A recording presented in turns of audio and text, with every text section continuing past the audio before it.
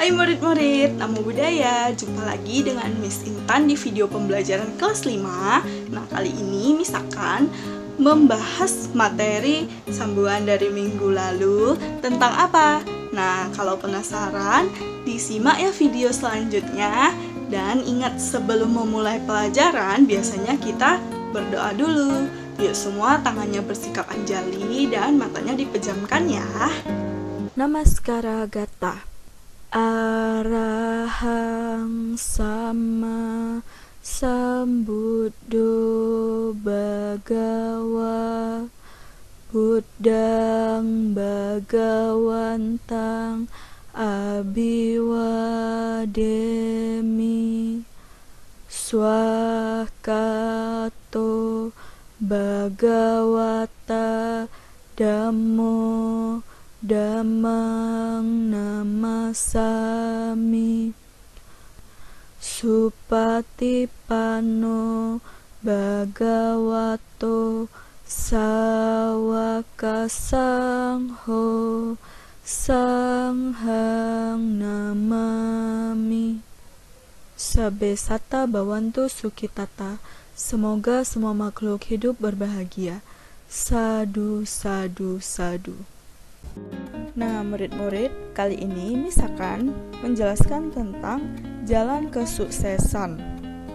Nah, jadi di sini Miss akan bercerita tentang 4 jalan kesuksesan yang bisa kita raih dalam kehidupan ini. Nah, jadi sebelumnya Miss punya cerita nih. Suatu ketika Buddha tinggal di kota Kakarapata. Nah, jadi di sana ada seorang bapak-bapak yang berkata kepada Buddha, "Bante, bersediakah kiranya mengajarkan kami bagaimana cara menimbulkan kesejahteraan serta kebahagiaan baik dalam kehidupan ini maupun kehidupan mendatang?" Nah, jadi di sini Buddha pun menjelaskan bahwa untuk menimbulkan kesejahteraan serta kebahagiaan dalam kehidupan ini, seseorang harus memiliki 4 jalan kesuksesan ini. Nah, jadi 4 jalan kesuksesan ini apa saja? Nah, yang dapat kita raih dalam kehidupan ini ya. Nah, Miss akan kasih tahu nih. Yang pertama, kesempurnaan usaha gigih. Yang kedua, kesempurnaan perlindungan. Yang ketiga, persahabatan yang baik. Yang keempat, kehidupan yang seimbang. Nah, jadi 4 ini adalah jalan kesuksesan di dalam kehidupan ini. Nah, jadi maksud dari ini semua apa, Miss? Nah, Miss akan jelaskan satu persatu. Nah, yang pertama, kesempurnaan usaha gigih.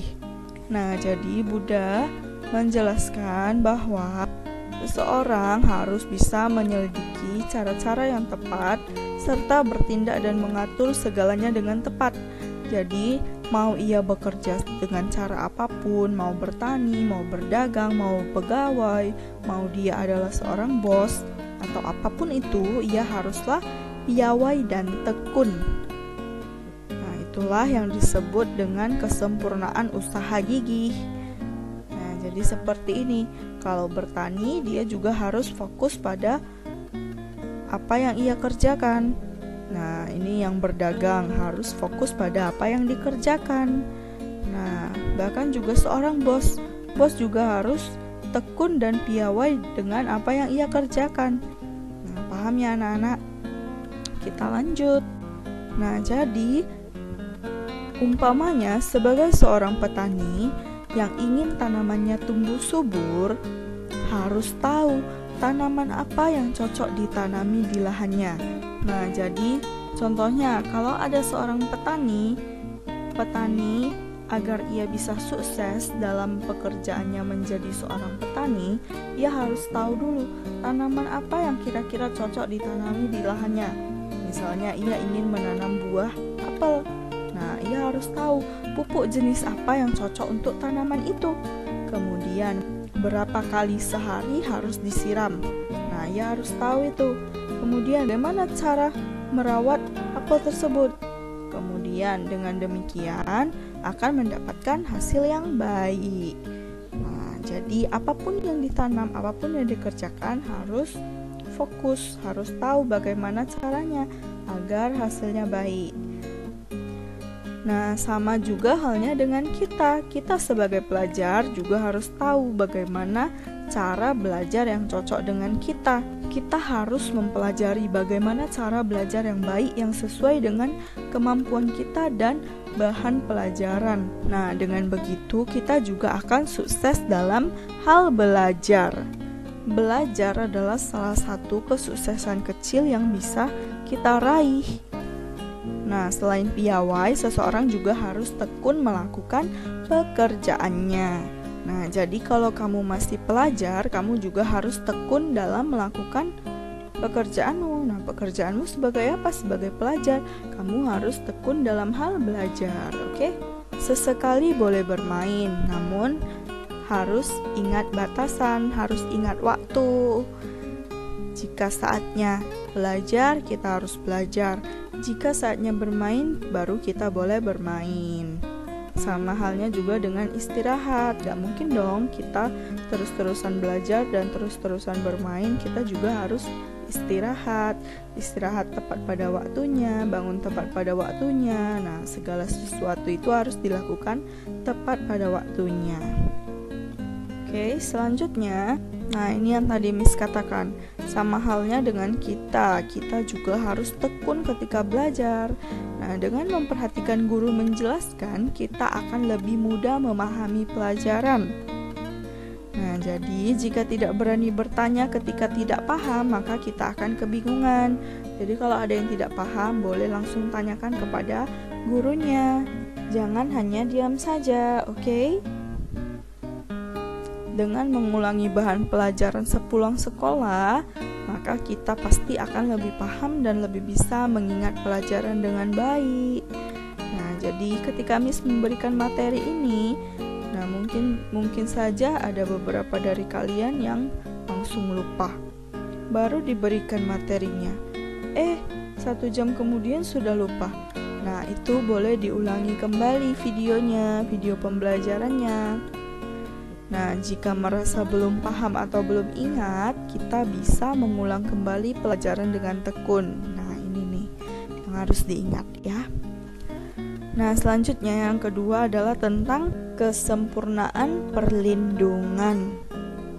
Nah, jadi di sini Buddha menjelaskan seseorang harus melindungi dan menjaga harta yang diperoleh dari usaha yang gigih dan cara yang layak.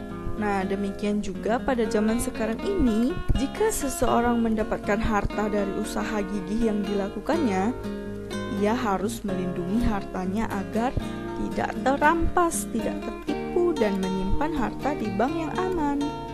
Nah, jadi salah satu kunci kesuksesan ini juga kita harus pandai-pandai melindungi harta yang kita dapatkan. Nah, harta yang sudah susah payah kita dapatkan harus kita lindungi dengan baik.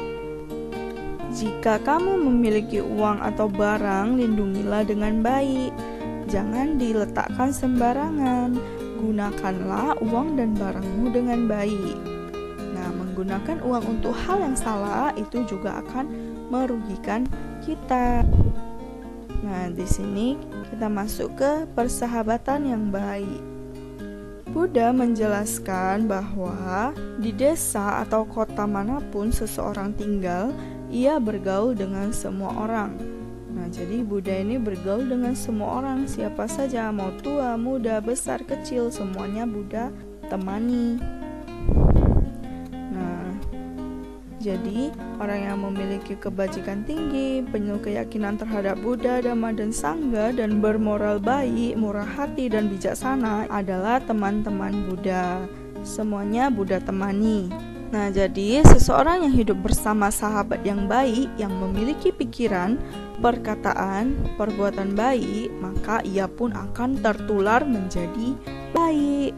Tapi jika ia hidup dengan orang yang berpikir, berucap, dan berbuat buruk, maka ia pun akan tertular menjadi buruk. Nah, jadi persahabatan yang baik itu salah satu kunci kesuksesan kamu dalam kehidupan ini. Apakah kamu akan menjadi orang baik atau tidak itu juga tergantung dengan pergaulanmu. Maka kamu juga harus pandai-pandai memilih teman yang baik.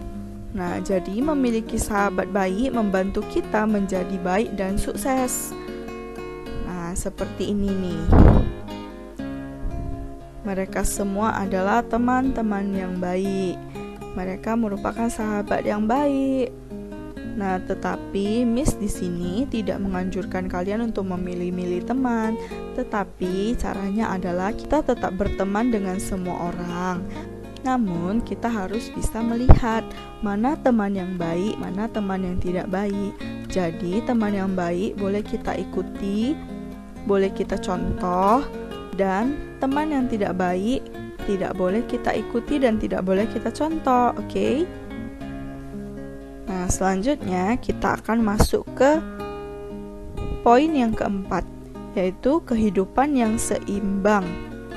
Nah, di sini Buddha juga menjelaskan bahwa seseorang yang mengetahui pendapatan dan pengeluarannya dan menjalani kehidupan yang seimbang, tidak berfoya-foya maupun kikir, supaya pendapatannya melebihi pengeluarannya, bukan pengeluaran melebihi pendapatan.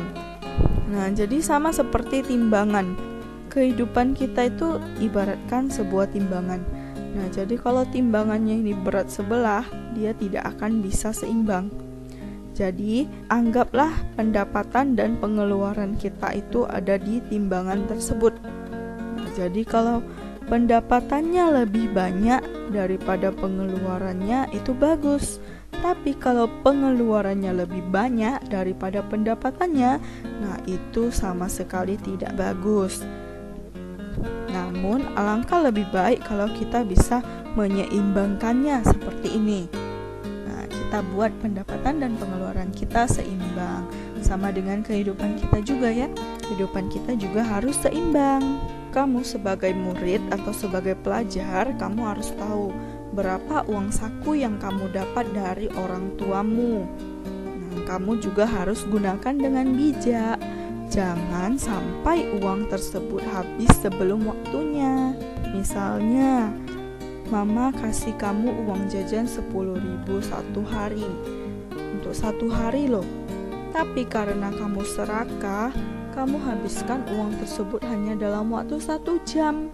Nah, itu namanya habis belum waktunya. Belum lagi kamu tidak menabung uang tersebut, kamu tidak sisihkan uang tersebut.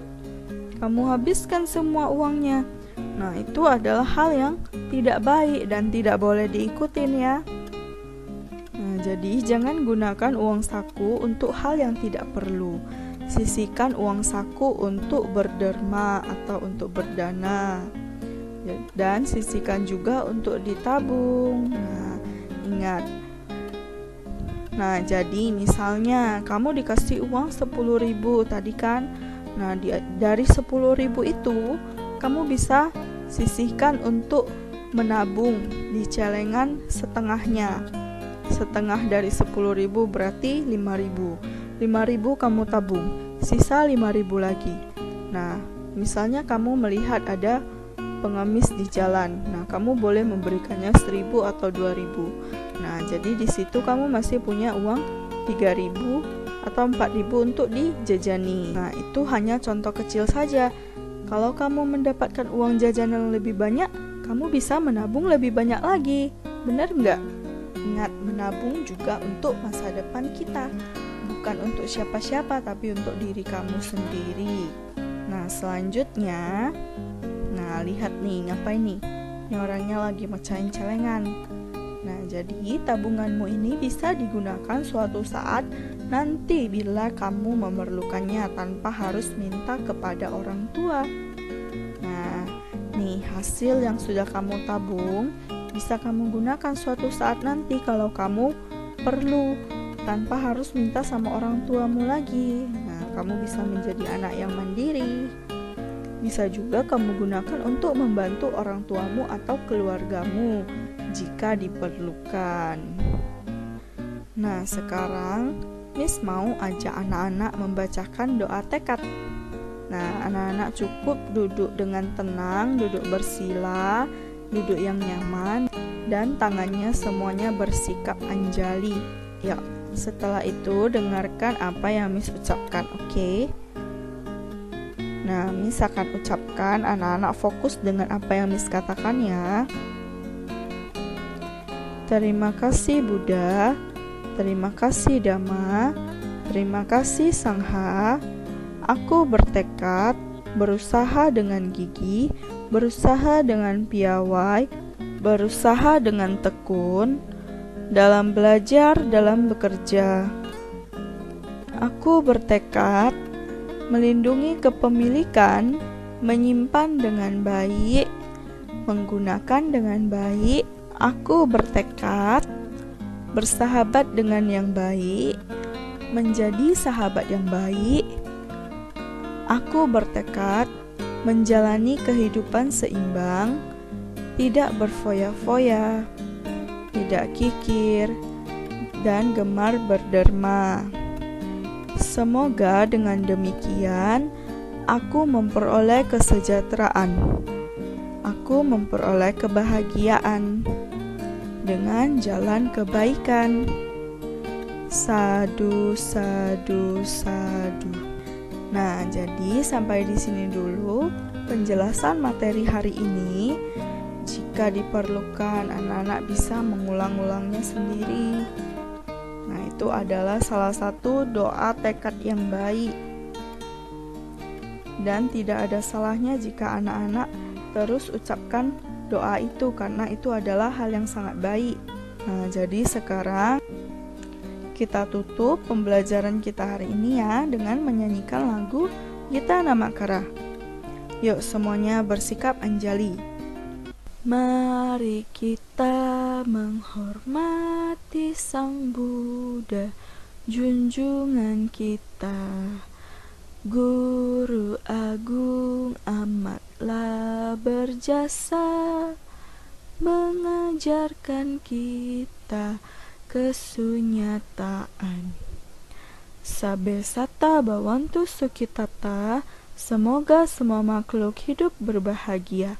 Sadu, sadu, sadu. Oke, sampai di sini dulu video pembelajaran kita hari ini. Kita berjumpa lagi di pertemuan selanjutnya. Oke, see you. Namo Buddhaya.